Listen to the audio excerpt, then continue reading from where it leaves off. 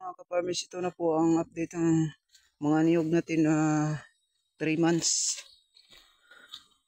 Ito na po, 3 months po to. Yan. Ito po,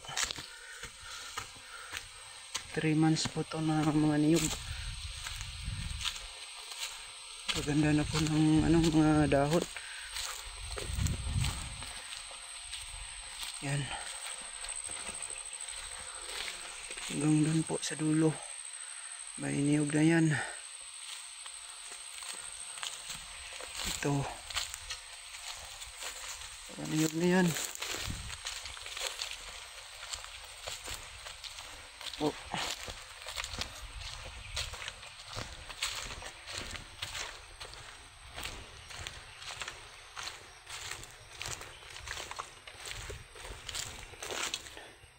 May niyog na yan hanggang dun po. Hindi na natin pupuntahan kasi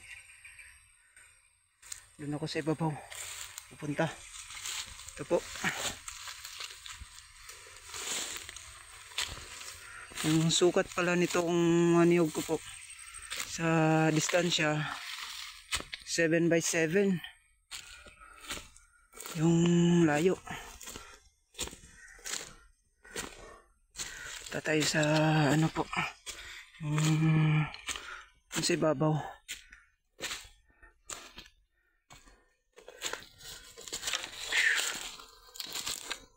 Ito po, dito 2 months pa to bago ko pa to na nataniman kasi bago lang din pinutol tong puno ng plakata.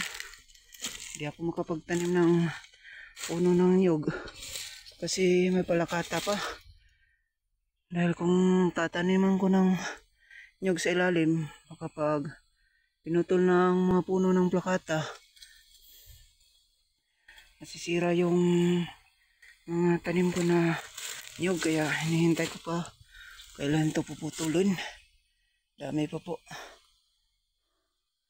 Kaya dito muna ako nagtanim sa naputol na ang mga plakata. Ito po, ito na yan. Ito yung 2 months na niyog. Bago pa po.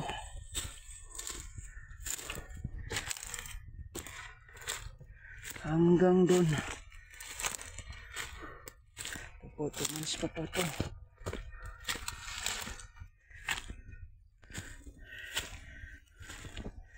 Yan.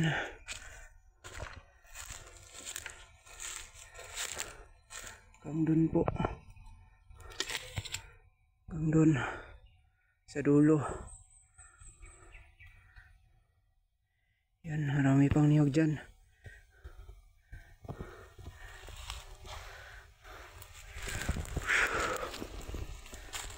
Ganda dito. Nasa 100 pa ata yung kasya dito pwedeng itanim.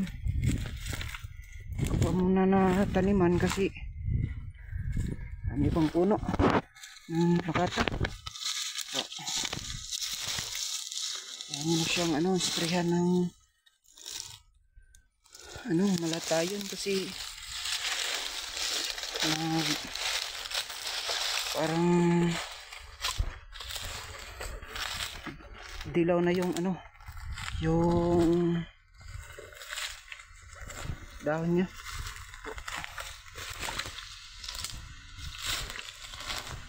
Marami pa po dito. Yan, may niyog na dyan. Yan.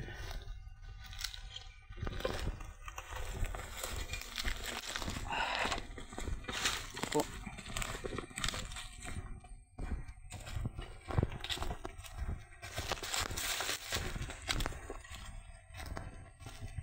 Hanggang doon.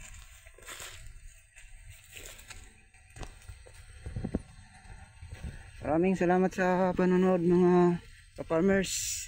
Update ko na lang po kayo sa susunod na video ang kaganapan dito sa farm. Salamat po sa panonood.